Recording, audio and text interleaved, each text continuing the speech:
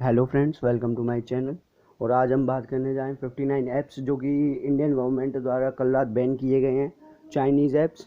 और ये Indian government द्वारा एक बहुत ही बड़ा इनिशिएटिव है, क्योंकि लगातार इन ऐपों की शिकायत आ रही थी और डाटा चोरी का इन पे इल्ज़ाम भी लग रहा था।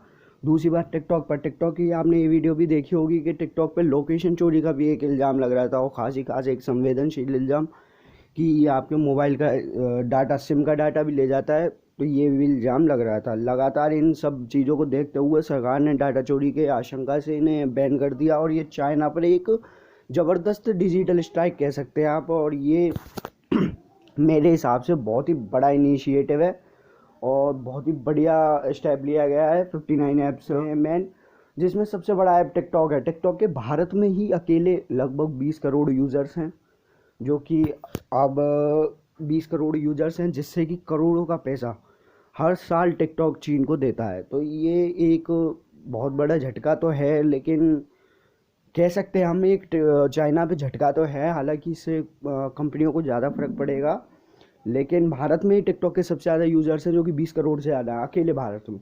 तो इसलिए टिकटॉक पर तो बेसिकली बहुत ज़्यादा फर्क पड़ेगा, और आगे आशंका है कि और देश भी इसे बैन कर दें। और साथ ही साथ दोस्तों, जो सबसे बड़ा ऐप जो करा गया है बैन, वो है पबजी। पबजी को बहुत लोग कोरियन ऐप मान रहे थे, उसे चाइनीज़ ऐप नहीं माना जा रहा था, इसलिए आशंका थी कि शायद वो बैन नहीं होगा।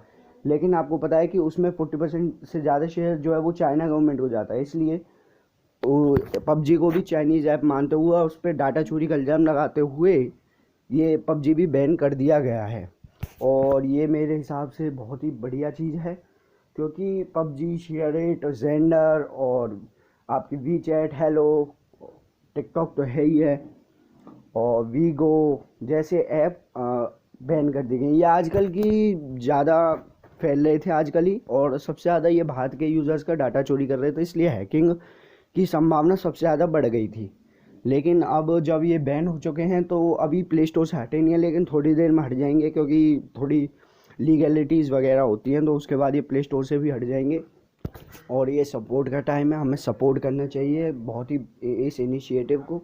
और साथ ही साथ दोस्तों, मैं बताना चाहता हूँ, अगर आपके पास अल्टरनेटिव्स नहीं है तो इन ऐपों के इंडियन अल्टरनेटिव्स भी आ चुके हैं मार्केट में, तो आप देख सकते हैं वहाँ से। प्ले स्टोर में आपको मिल जाएंगे। और अगर आपको लिस्ट चाहिए तो आप कमेंट में बता दीजिएगा, मैं उन ऐप्स की लिस्ट आपको कमेंट में सेंड कर दूंगा।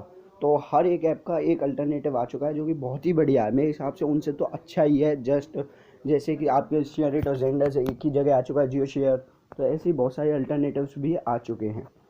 तो ये इनिशिएटिव तो मेरे को अच्छा लगा ही। साथ ही साथ इस टिकटॉक के बैन होने के लिए तो यूट्यूब वाले बहुत ही बड़ी मुहिम चला रहे थे, आपको पता ही होगा, क्योंकि बहुत दिनों से यूट्यूब पर चल रहा था टिकटॉक टिकटॉक टिकटॉक।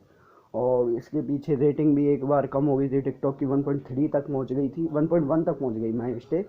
और फिर उसके बाद गूगल ने रिव्यूज़ डिलीट करे और फिर वो रेटिंग वापस बढ़ गई। लेकिन एक्चुअली इंडिया की तरफ से ये मांग पहले ही उठ चुकी थी, बैन बैन बैन, इसलिए ये बैन आज हो गया है।